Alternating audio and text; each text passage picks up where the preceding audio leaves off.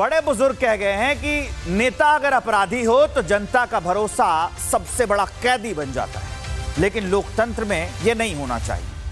लोकतंत्र की सबसे बड़ी हार यही है कि अपराधी नेता कहलाने लगे। आजकल लोकतंत्र का सबसे बड़ा दर्द भी यही है कि अदालतों में अपने ऊपर केस हटवाने वाले लोग कुर्सी पर बैठे हुए हैं, लेकिन इसी को लेकर देश की संसद में बवाल मचा है।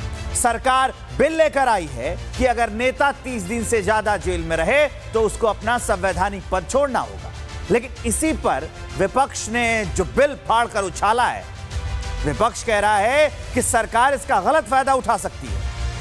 लेकिन जो संसद में हुआ उस पर यह सवाल बनता है कि क्या यह लोकतंत्र में अधिनायकवाद विरोधी संदेश है या सिर्फ ड्रामे की ट्रेन है।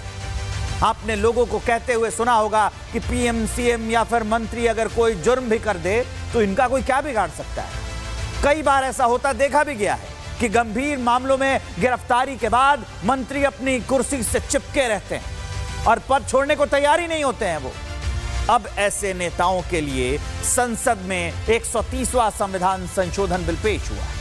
इसमें कहा गया है कि अगर किसी मंत्री या फिर खुद प्रधानमंत्री पर कोई गंभीर आपराधिक मामले लगते हैं तो उन्हें हिरासत में लिया जा सकता है, तो उनकी कुर्सी तुरंत चली जाए।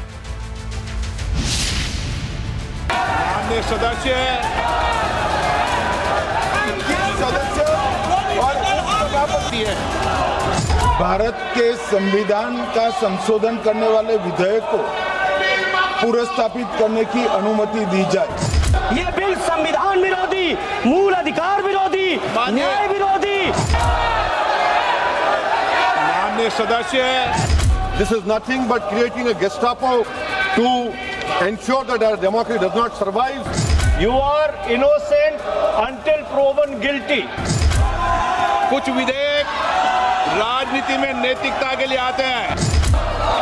मेरे विचार में निर्णय हवालों के पक्ष में प्रस्ताव स्वीकृत हुआ।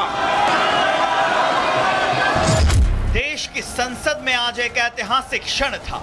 एक ऐसा विधेयक पेश किया गया जो साफ करता है कि प्रधानमंत्री हो या मुख्यमंत्री, कैबिनेट मंत्री हो या राज्य मंत्री, अगर गंभीर आपराधिक आरोप है और 30 दिन जेल में रहता है तो सत्ता से उसकी छुट्टी तय है।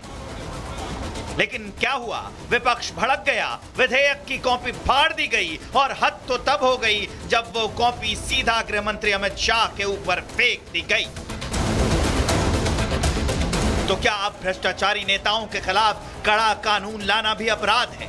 क्या जनादेश से बने आपराधिक प्रवृत्ति वाले मंत्री को जवाबदेही से बचाने के लिए हंगामा किया जा रहा है? और सबसे बड़ा सवाल ये कि क्या विपक्ष अब संसद को अराजकता का अखाड़ा बनाना चाहता है? भारत के संविधान का संशोधन करने वाले विधेयक को पुनर्स्थापित करने की अनुमति दी जाए। ये वो नेता हैं जो खुद को लोकतंत्र का मसीहा बताते हैं, लेकिन जब कानून उनके दरवाजे तक पहुंचता है तो यही नेता लोकतंत्र को बंधक बना लेते हैं। कॉपी फाड़ना, गृह मंत्री पर फेंकना, ये गुंडागर्दी नहीं तो क्या है? ये विशुद्ध गुंडागर्दी है। बहुत नैतिकता की बातें कर रहे हैं आप। आपने भाषण दिए थे चक्की पी सिंह, महाराष्ट्र में जिनको लेके डिप्टी सीएम बना के घूम रहे हैं आप। इसलिए अध्यक्ष जी, मैं इस मौके पर कहता हूं, ये बिल संविधान विरोधी, मूल अधिकार विरोधी, न्याय विरोधी। विधेयक बिल्कुल सही है कि नेता जेल में हो या बेल पर, कुर्सी पर कैसे रह सकते हैं। सदन में इस दौरान कांग्रेस सांसद केसी वेणुगोपाल और अमित शाह के बीच तीखी बहस भी देखने को मिली। Sir, BJP people are telling this bill is to bring morality in politics. Can I ask a question to the Honorable Home Minister? When he was the Home Minister of Gujarat, he had been arrested, sir. Whether he took the morality of that point of time? मैं record clear करना चाहता हूं, मुझ पर झूठे आरोप लगाए तब अरेस्ट होने के पहले मैंने नैतिकता के मूल्यों का हवाला देकर इस्तीफा भी दिया और जब तक मैं कोर्ट से निर्देश नहीं हुआ कोई संविधान पद मैंने स्वीकार नहीं किया।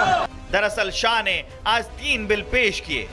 गवर्नमेंट ऑफ यूनियन टेरिटरीज संशोधन बिल 2025, 130वां संविधान संशोधन बिल 2025, जम्मू कश्मीर पुनर्गठन संशोधन बिल 2025 और तीनों विधेयकों के खिलाफ लोकसभा में जमकर हंगामा हुआ। विपक्ष ने तीनों बिलों को वापस लेने की मांग की और हंगामा इतना बरपा कि स्पीकर को बार-बार चेतावनी देनी पड़ी। ये तरीका आपका ठीक नहीं है। देश की जनता देख रही है, संसद में मर्यादा रखो। विरोध का ये तरीका क्या उचित है? क्या कोई नैतिकता वाला बिल आ रहा है? राजनीति में नैतिकता, स्वच्छता बननी चाहिए। उसके बाद ये स्थिति है आपकी। इस विधेयक की जरूरत क्यों पड़ी तो इसको भी समझ लीजिए। दिल्ली के पूर्व सीएम केजरीवाल गिरफ्तारी के बाद भी पद पर थे। दिल्ली के पूर्व डिप्टी सीएम सिसोदिया जेल में रहते भी पद पर थे। दिल्ली के मंत्री सत्येंद्र जैन जेल में रहते हुए भी पद पर थे। तमिलनाडु के मंत्री सेंथिल जेल में रहते हुए भी मंत्री पद पर रहे थे। अगर ये कानून 10 साल पहले आ गया होता तो कई नेताओं की कुर्सियां जा चुकी होती और इनमें पहला नाम तो लालू प्रसाद यादव का होता। लालू प्रसाद यादव बिहार के पूर्व सीएम थे। उनका नाम चारा घोटाले मामले में था। 1500 दिनों की जेल उनको हुई थी। दूसरा नाम अरविंद केजरीवाल का है।